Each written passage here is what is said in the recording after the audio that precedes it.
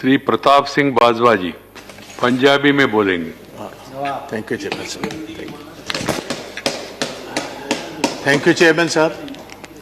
अज मैं विशेष तौर समुचे जगत दे विच जिहड़े साडे पंजाबी वीर पंजाबी दे विच एक अपने नुमाइंदे दी गल सुनना चाहते हैं, उन्हां नूं संदेश हिंदुस्तान दी पार्लीमेंट तो पंजाबी विच देना चाहना।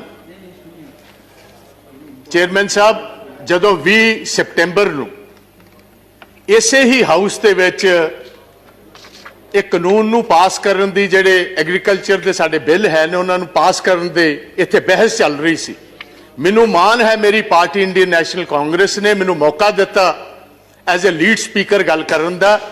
मैं उस टाइम भी ये गल दा जिक्र कीता सी कि जिहड़े बिल ने एक किसानां दे डेथ दे वारंट्स ने ते कोई भी जिहड़ा हिंदुस्तान च रहन वाला मेरा वीर है वो किसानां दे डेथ वारंटां ते दस्तखत नहीं करेगा। तुसी वेखो, तुसी उदों गल नहीं मन्नी, साडा हक सी, सारी ओपोजिशन मंगदी सी कि बुनियादी हक जिहड़ा कॉन्स्टिट्यूशन ने दिता सानू डिवीजन दा इत्थे वोटिंग कराई जाए। तुहाडी उस टाइम भी जिहड़ी सरकार दी मंशा सी वो सही नहीं सी। तुसी धोखे दे नाल, तुसी धोखा तड़ी दे नाल जल्दी दे विच कानून बनाना चाहते सी, क्योंकि कुछ जिहड़े अमीर आदमी सी, वड्डे कॉरपोरेट हाउसेस सी, उन्होंने तुसी बेनिफिट देना चाहते सी। तुसी कहना सी कोरोना दे विच मैनूं हैरानी है, सारी दुनिया जूझ रही है कोरोना दे नाल, साडा देश जूझ रहा कोरोना नाल। 2 वक्त की रोटी गरीब लोगों को नहीं मिल रही। साडी माइग्रेंट लेबर बेचारी पैदल साइकिलों ते बिहार, उत्तराखंड, यूपी वाल जा रही है। गवर्नमेंट को कोई प्रबंध नहीं उन्होंने वापस कर लेंदा। उस टाइम एक चोर दरवाजे के जरिए, बैकडोर के जरिए ऑर्डिनेंसां दे रूप दे विच ये लैके आए। ये मैनूं पहले दसे सरकार ये ऑर्डिनेंसेस लियाउण दी लोड़ की सी। जे असीं 71 साल 72 साल इन्हां कानूनां दी इंतजार कर सकते सी ते 6 महीने होर क्यों नहीं सी कीती जा सकती। इसे गल कारण अज मोदी साहब तुहाडी सरकार ते पंजाब दे, हरियाणे दे, वैस्टर्न यूपी दे, राजस्थान ते बाहर दे किसानां दा फेथ नहीं है, यकीन नहीं है। उन्हां नूं पता है चंद पूंजीपतियां दे बेनिफिट वास्ते कानून लेके आए ने, ये किसानां दे बेनिफिट वास्ते, किसानां दे हक दे कानून नहीं ने। एक होर मैं तुहानूं दसदा, मैं इस हाउस दे विच किसे पोलीटिकल पार्टी दे आज जिन्ने किसान यूनियंस बैठियां किसे लीडर दे कहण ते लोक नहीं आए। ये जन अंदोलन है।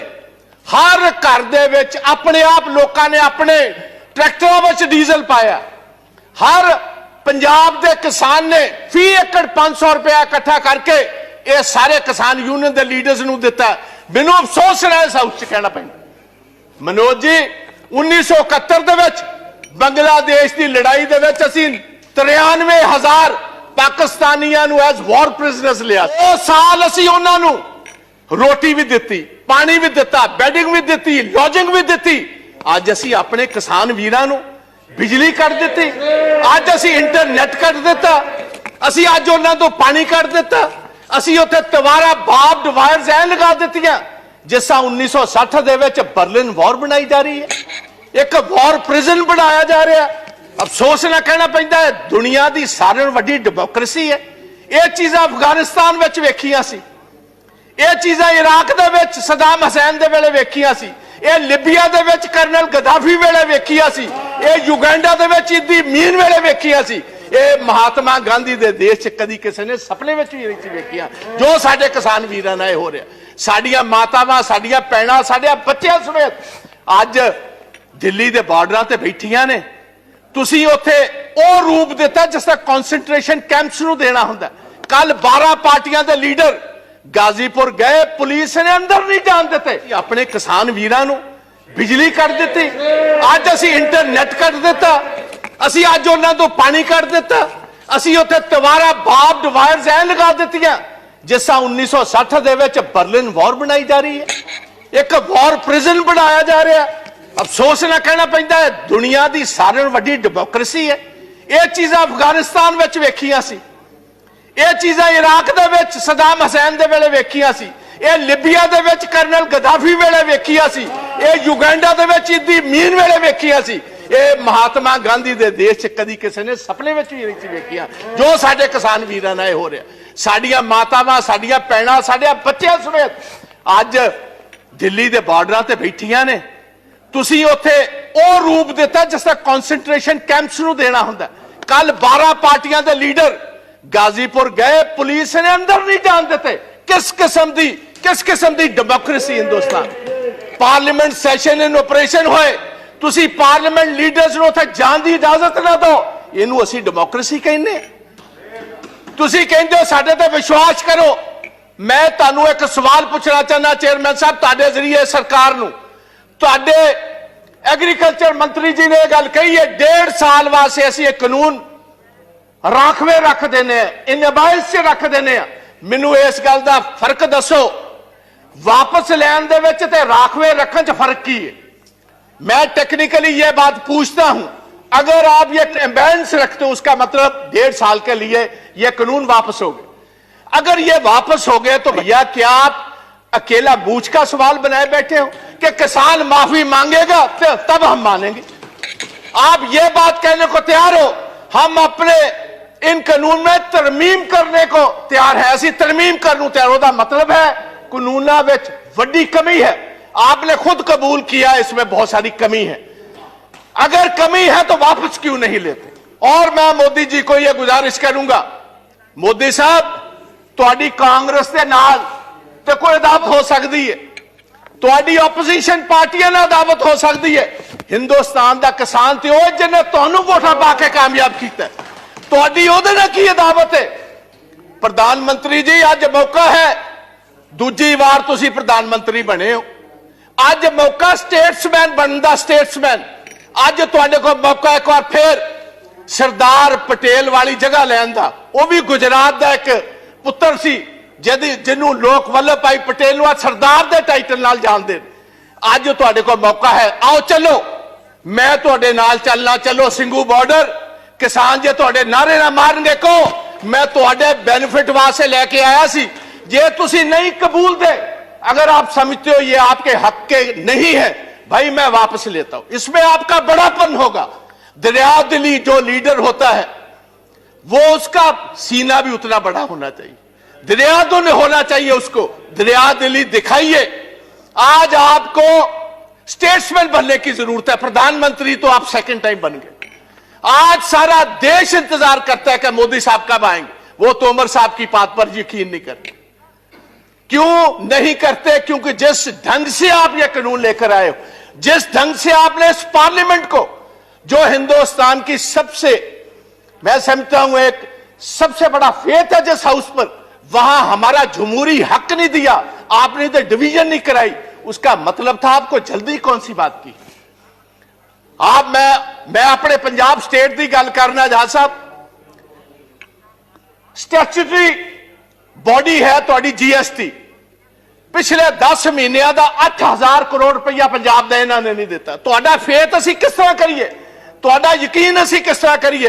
रूरल डेवलपमेंट फंड पंजाब का RDF जो बुनियादी, क्योंकि जो फसल पंजाब की एजेंसी खरीदती है फूड कॉर्पोरेशन ऑफ इंडिया, हम क्योंकि अपने किसान को टैक्स नहीं करते, असी अपने किसान को टैक्स नहीं करते। ये लेवी जिहड़ी है स्टैट्यूटरी है, गवर्नमेंट को देनी बनती है। साडा 3% तो घटा के 1% कर दिता। तुसी कहंदे हो पंजाब दे लोग तुहाडे ते फेथ कर, किस तरह फेथ कर? तुसी दुश्मना वाला काम साडे नाल कर रहे हो। मैं एक होर कहना चाहना इस हाउस दे विच, ये नवी हिस्ट्री नहीं, गुलाम नबी आजाद साहब ने बहुत खूबसूरत ढंग नाल दस्सिया सी अंग्रेजां दे खिलाफ, ब्रिटिश गवर्नमेंट के खिलाफ। देवगौड़ा जी 6-7 बड़ी मूवमेंट हुई एग्रीकल्चर, जिसको लीड महात्मा गांधी, वल्लभ भाई पटेल साहब करते रहे, और सभी जगह पर ब्रिटिश को अपना पैर पीछे खींचना पड़ा और जिम्मेदारों की बात माननी पड़ी। तो यह मैं गुजारिश करता हूं, पगड़ी संभाल जट्टा। आज से 100 साल पहले शहीद आजम भगत सिंह के ताया और उनके पिता ने यह आंदोलन शुरू किया था, और हमारे दीपेंद्र सिंह हुड्डा जो बैठे हैं, इनके ग्रेट ग्रैंडफादर, वो भी इस मूवमेंट में साथ है, चौधरी बाथूराम जी। उस मूवमेंट में भी 3 कानून ही आए थे, जैसे अब 3 लेकर आए। 9 महीने मूवमेंट चली और अंग्रेजों को भी अपने घुटने टेकने पड़े, गोडे टेकने पे। मैं इस पवित्र सदन दे विचों कहना चाहना, यही जिक्र सा सुखदेव सिंह ढींडसा ने किया। लाल किले दे उत्ते जो कुछ होया 26 जनवरी नूं, सानू बड़ा अफसोस, सानू बड़ा दुख है। As a Punjabi, as a Sikh, I condemn that whole incident what happened. सानू तुसी नैशनैलिटी ना सिखाओ। नेशनलिज्म साडा हर एक बच्चा हर महीने नेशनल फ्लैग में लिपटकर हर महीने पंजाब और हरियाणा का आता है।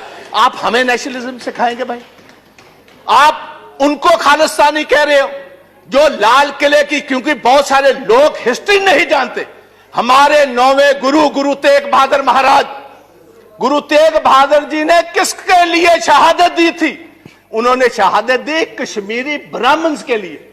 कश्मीरी ब्राह्मण पंजाब में गुरु तेग बहादुर जी के पास आए कि औरंगजेब हर रोज जनायु उतारता है, तलवार के ताकत के साथ वो हमें कन्वर्ट करता है, हमारे धर्म को तब्दील करता है। आप इन पिटीशन हमारे साथ ही, जैसे कोई वकील लेकर जाता है, वो इन पिटीशन लेकर औरंगजेब के पास आए और औरंगजेब ने इसी लाल किले से, जिसका आप जिक्र करते हो, इसी लाल किले से ये कहा जो पिटीशन लेकर आए इसका सर कलम कर दिया जाए। वहां उनकी शहादत हुई और उनकी शहादत की याद में जो शीशगंज साहब, शीश कहते हैं गले को, उनकी याद में शीशगंज साहब गुरुद्वारा जो खड़ा है, वो हमारे हिंदू ब्राह्मण कश्मीरियों की वजह से यह शहादत हुई और आप हमें खालिस्तानी कहते हो। मेरे अपने पिता जो फॉर्मर मिनिस्टर थे, 5 लोगों के साथ पंजाब में 1987 में उनकी शहादत हुई। मेरे अपने बड़े भाई जो ब्रिगेडियर हैं इंडियन आर्मी के, retired, he was the one who was commanding the 192 mountain brigade, जिसने देश के लिए ये टाइगर हिल जीती। He was commanding 192 mountain brigade. आप हमें खालिस्तानी कहते हैं, आप हमें कहते हो एंटी नेशनलिस्ट हैं ये लोग। और मैं ये चाहूंगा on the floor of the house, I demand कि इधर एक सुप्रीम कोर्ट का सिटिंग जज टाइम बाउंड एक इंक्वायरी करे 2 महीने में, ये बताए वो कौन सी ताकतें हैं जिन्होंने, क्योंकि ये जितनी किसान जथेबंदियां हैं इनको टाइम दिया गया था 10 बजे सभी स्टार्ट होंगी दिल्ली के इर्द गिर्द जलूस जो एक पुलिस के साथ, और 8 बजे कुछ शरारती एलिमेंट्स को यह इशारा कर दिया गया कि जो आपको दिया हुआ रूट है उस पर चलने की जरूरत नहीं, आप तोड़ो इस रूट को, बैरिकेडिंग तोड़ो, सीधी आईटीओ पर पहुंचो। आईटीओ से लाल किला तो बहुत सारों ने देखा ही नहीं था। और एक ये भी बात मैं हाउस में बताना चाहता हूं, ओ भैया ये लाल किले जिसकी आप बात करते हो, ये जिस आपको पता मुगल राज में ये स्थापित हुआ है, और 300 साल पहले जो गुरु तेग बहादुर जी की कुर्बानी है, उसके बाद गुरु गोविंद सिंह महाराज, उनके 2 बड़े साहबजादे शहीद हुए। छोटे 2 साहबजादों को जिंदा दीवारों में चिन दिया गया।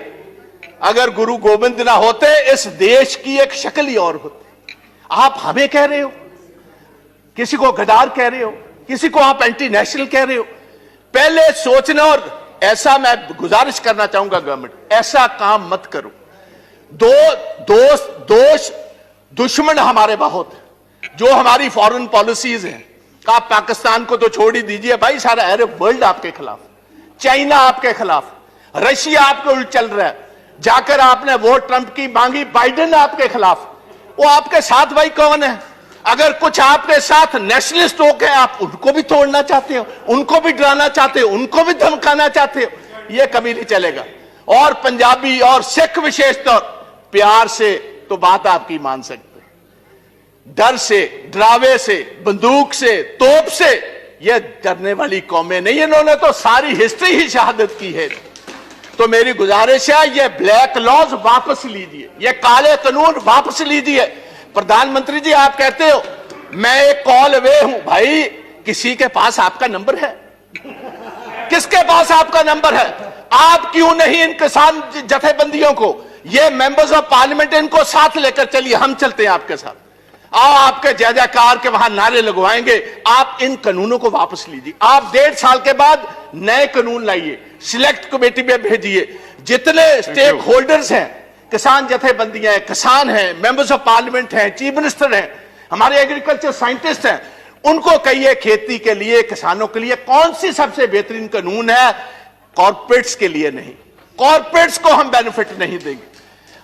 हुंदा जिन्हां नूं जनून रह के मंजिलां तो दूर किथे मिलदा है सुकून, हारदे नहीं हुंदे मर्द दलेर, बस हौसला बना के तुसी किसान वीरो रखियो, ਅਸੀਂ ਜਿੱਤਾਂਗੇ ਜ਼ਰੂਰ, ਜੰਗ ਜਾਰੀ ਰੱਖਿਓ, ਅਸੀਂ ਜਿੱਤਾਂਗੇ ਜ਼ਰੂਰ, ਜੰਗ ਜਾਰੀ ਰੱਖਿਓ। ਜੈ ਹਿੰਦ, ਜੈ ਜਵਾਨ, ਜੈ ਕਿਸਾਨ ਤੇ ਵਾਹਿਗੁਰੂ ਜੀ ਕਾ ਖਾਲਸਾ, धन्यवाद ਵਾਹਿਗੁਰੂ ਜੀ ਕੀ ਫਤਿਹ। प्रताप